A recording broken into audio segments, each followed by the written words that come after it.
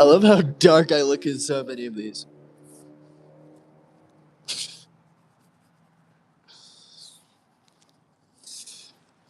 That was the beginning of the long war between the followers of Saul and David.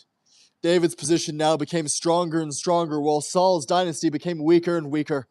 Several sons were born to David while he was at Hebron. The oldest was Ammon, born of the wife of Ahamanon. His second son, Chalib, was born to Abigail, the widow of Nabal of the Carmel. The third was Abelsom, born to Micah, the daughter of the king of Timai of Gashur. The fourth was Andonshah, who was born to Hagath. The son of the Serapha was born to Abital, and Ithra was born to Aglah. As the war went on, Abner became a very powerful political leader among the followers of Saul. He took advantage of his position by sleeping with one of Saul's concubines, a girl named Rizpah. But when Ishbosheth, I need to get all these names right, they're hard to say. Ishbosheth, I need to find a proper person to tell me how to pronounce them. Ishbosheth accused Abner of this. Abner was furious. Am I a Judean dog to be kicked at the sound around like this? He shouted. After all that I've done for ye, and after your father, by not betraying ye to David, is this my reward, to find fault with me about some woman? May God curse me if I don't do everything I can do and take away the entire kingdom. Curse me if I don't do everything I can do to take away the entire kingdom from thee, all the way from Dan to Beersheba, and give it to David, just as the Lord predicted. Ishbosheth made no reply, for he was afraid of Abner. Then Abner sent messengers to David to discuss the deal, a surrender to the king of Israel, in exchange for him becoming commander-in-chief of the combined armies of Israel and Judah. All right, David replied, but I will not negotiate with thee unless you bring me my wife Michal, Saul's daughter. David sent this message to Ishbosheth: give back my wife Michal, for I bought her with the lives of 100 Philistines. So Ishbosheth took her away from her husband Palti. He followed along behind her as far away from Bahurim, weeping as he went. Then Abner told him, go home now. So he returned. He probably should have told that message to David and then came back first. But he wants his thing so bad. He should have listened to that man. And David probably would have listened to what he said. You know, these things, you have to understand, these are people, guys. These are people. There's a lot here that's said that's meant to be touched upon. There's a lot here unsaid that is the most part to be gleaned. It's like almost half the book is what's not said, because oh my gosh, imagine if you just popped into this video and you hadn't seen anything else of what the fuck I'm talking about.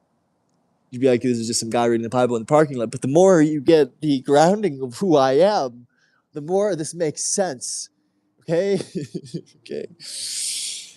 Abner talked to the leaders of the tribe of Benjamin, then went to Hebron and reported to David his progress with the people of Israel and Benjamin. 20 men accompanied him, and David returned them with a feast.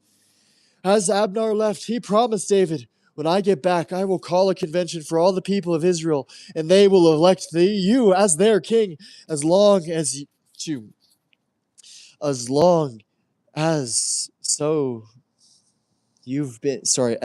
so long desired.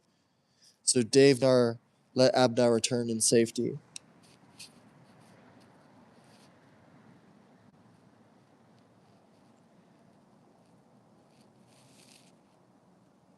Meanwhile, Abner consulted with the leaders of Israel, reminding them that for a long time they wanted David as their king. Now it is that time, he told them, for the Lord has said, it is David by whom I will send my people from the Philistines and from all their other enemies. Abner talked to the leaders of the tribe of Benjamin, and then he went to Hebron and reported to David his progress with the people of Israel and Benjamin. 20 men accompanied him, and David entertained them with a feast. As Abner left, he promised David, when I get back, I will call a great convention for all the people of Israel. They will elect you as their king, just as you've always desired." So David let Abner return to safety. But just as Abner left, Joab and some of David's troops returned from a raid, bringing much loot with them. When Joab was told that Abner had just been there visiting the king and had been sent away in peace, he rushed to the king demanding, "What have you done? What do you mean by letting him get away? You know perfectly well that he came to spy on us, that he plans to return and attack us." Then Joab sent messengers to catch up with Abner and tell him to come back. They found him at the well of Sarah, and he returned with them. Sirah. But David knew nothing about it. When Abner arrived in Hebron, Joab took him aside to the city gate to as if to speak with him privately. But then he pulled out a dagger. Joab killed him in revenge for his brother Ashel. When David heard about it, he declared, "I vow by the Lord that my people, are innocent in this crime against Abner. Joab and his family, they are the guilty ones. May each one of his children be victims of cancer, or lepers, or sterile, or die of starvation, or be killed by the sword." So, see, this is perfect imagery. David is making peace with the family of Saul. Saul, that in his final moments he fell on his own sword. And now Joab here has done the same against his brother, to himself. You see, you can't get away with killing Satan. That's all nonsense. You guys are in contradiction. The only way forward is to let the foreigners in and kill you.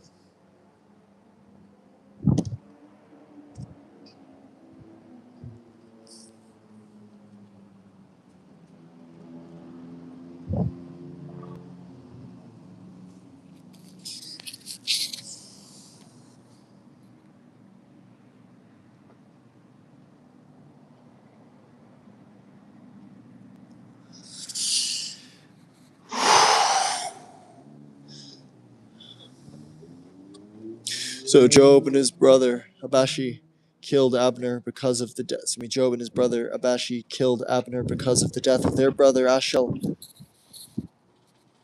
Hey, walking along, buddy. I suppose I should be getting to bed too.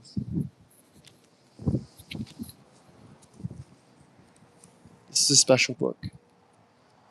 The name Jesus Christ is a special name. And don't choose it lightly. Choose it carefully. And I say that as God. I don't say that as Christ. Everything I say here will be from Christ. Bless you.